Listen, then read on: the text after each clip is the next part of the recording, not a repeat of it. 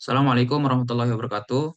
Kami dari kelompok 4 akan menjelaskan mengenai analisis dampak lalu lintas pada Jembatan Musi 6 Kota Palembang pada mata kuliah pengantar rekayasa transportasi. Selanjutnya, berikut anggota kelompok kami. Yang pertama ada saya sendiri, Farhan Nur Ramadan. Kedua ada Galih Aditya. Ketiga ada Muhammad Riansyah Putra. Yang keempat ada Muhammad Yusri. Yang kelima ada Lukman Prasetyo. Masuk ke pendahuluan. Pergerakan kendaraan di Kota Palembang saat ini masih terkonsentrasi pada Jembatan Ampera dan Jembatan Musi 4, sebagaimana penghubung arus lalu lintas bagian Ulu dan Ilir Kota Palembang. Lalu pada tanggal 30 Desember 2020, Jembatan Musi 6 telah diresmikan oleh Gubernur Sumatera Selatan, yang mana pembangunan Jembatan Musi 6 di Kota Palembang bertujuan untuk mengurangi kemacetan yang selama ini terkonsentrasi di Jembatan Ampera dan Musi 4. Namun, pembangunan ini juga berpotensi menimbulkan dampak pada lalu lintas di sekitar area jembatan. Selanjutnya adalah tujuan penelitian. Penelitian ini bertujuan untuk yang pertama menganalisis kondisi lalu lintas existing di jaringan jalan yang terpengaruh oleh keberadaan jembatan Musi 6. Yang kedua, menganalisis dampak pembangunan jembatan terhadap kinerja lalu lintas di sekitar area tersebut. Dan yang ketiga, mencari solusi terbaik untuk mengatasi permasalahan lalu lintas yang timbul akibat adanya jembatan baru ini.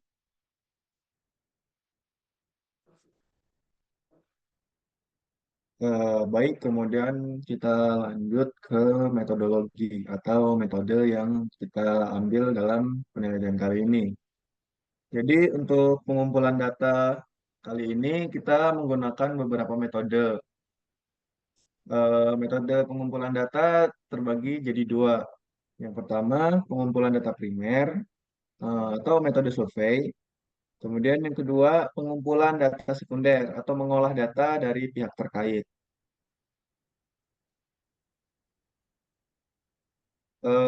Pengertian dari data primer ini sendiri yaitu menggunakan metode survei dengan melakukan survei inventaris jalan dengan bermaksud mengetahui kondisi ruas jalan, tip jalan, pekerjaan jalan, fasilitas jalan, perlengkapan jalan berupa rambu-rambu lalu lintas, marka jalan, survei perhitungan volume lalu lintas dengan maksud mengetahui pola pergerakan kendaraan di persimpangan.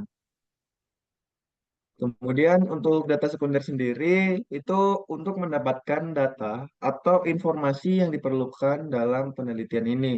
Sumber data sekunder didapat dari Dinas Perhubungan Provinsi Sumatera Selatan, Dinas PUPR Provinsi Sumatera Selatan, Badan Pusat Statistik Kota Palembang. Lalu pada bagian 3 hasil dan pembahasan, bagian A, data dan gambar jembatan Musi 6. Pada bagian ini, sajikan informasi mengenai jembatan Musi 6, termasuk dimensi dan karakteristik jembatan. Data ini bertujuan untuk memberikan gambaran umum kondisi existing jembatan sebagai dasar analisis dampak lalu lintas. Pada panjang jembatan, kita bisa lihat 925 meter, bentang utama 355 meter, lebar jembatan 11,5 meter, jumlah jalur satu jalur untuk dua arah, jumlah jalur dua lajur kendaraan, lebar lajur 3,5 meter, lebar trotoar 1,5 meter, tinggi jembatan terhadap sungai 13 meter. Lalu pada bagian B, analisis kinerja simpang seberang ulu. Kinerja simpang di sekitar Jalan Haji Fakih Usman, Jalan Kiai Haji Azhari, dan Jalan Kiai Haji Moh Asyik dianalisis berdasarkan data volume lalu lintas dan kecepatan kendaraan. Berdasarkan hasil survei, ditemukan bahwa pada sore hari terjadi peningkatan kepadatan lalu lintas, khususnya pada ruas Jalan Haji Fakih Usman yang menuju pangkal Jembatan Musi 6. Kecepatan kendaraan rata-rata adalah sebagai berikut.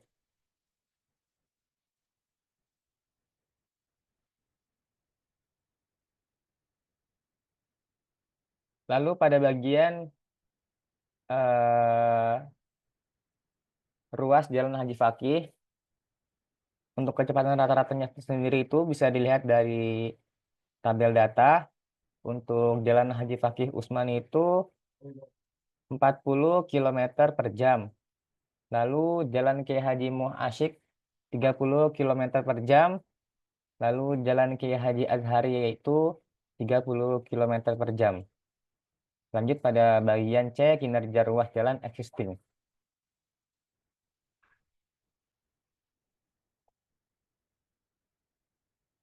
Pada pengamatan dilakukan di ruas Jalan Sultan M. Mansur dan jalan-jalan lokal sekitarnya, seperti Jalan Makrayu dan Lorong Gelora. Selama 2 hari pengamatan, data volume kendaraan menunjukkan adanya jam-jam puncak dengan kepadatan signifikan, terutama di sore hari. Untuk volume kendaraan tertinggi bisa dilihat yaitu pada Jalan Sultan M. Mansur arah Bukit Besar 217,4 dan Jalan Haji Fakih Usman 147 pada jam 5 sampai jam 6. Jadi hasil penglihatannya ini ada kondisi existingnya atau kondisi secara menyeluruhnya, yang mana sebelum adanya jembatan Musi 6 ini lalu lintas di sekitar jembatan Ampera dan Musi 6 dan Musi 4 sudah cukup padat. Kemudian setelah jembatan baru beroperasi, terjadi pergeseran volume kendaraan ke jembatan Musi 6. Nah, dampak pembangunan jembatannya ini pertama ada peningkatan volume kendaraan, yang mana terjadi peningkatan volume kendaraan yang signifikan di sekitar jembatan Musi 6, terutama pada jam-jam sibuk. Lalu ada kemacetan juga, yang mana beberapa ruas jalan mengalami kemacetan, terutama di sekitar simpang Jalan Haji Fakih Usman dan simpang Jalan Sultan M. Mansur.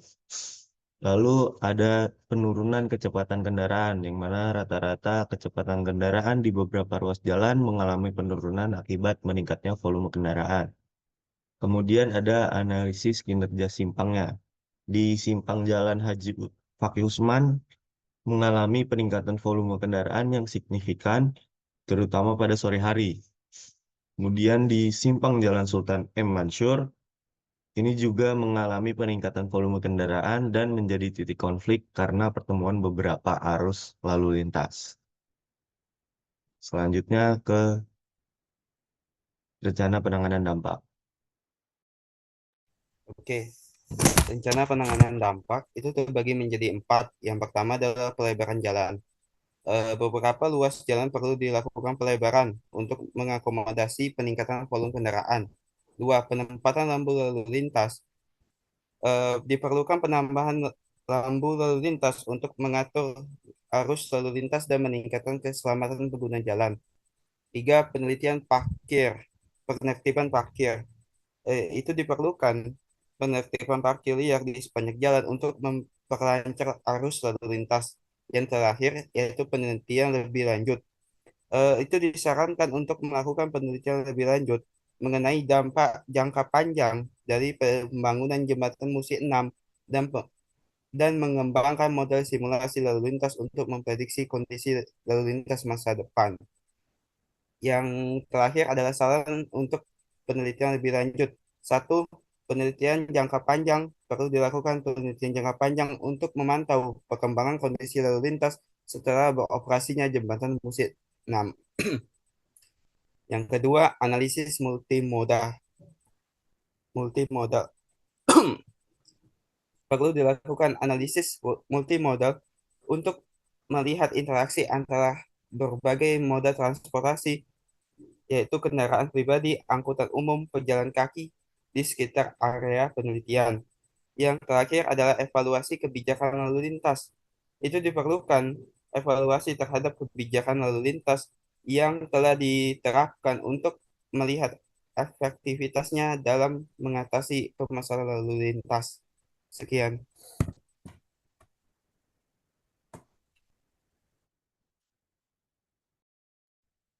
Baik, selanjutnya adalah pertanyaan. Apabila ada pertanyaan yang ingin ditanyakan oleh teman-teman semua, bisa ditanyakan di kolom komentar. Terima kasih. Wassalamualaikum warahmatullahi wabarakatuh. Waalaikumsalam warahmatullahi wabarakatuh.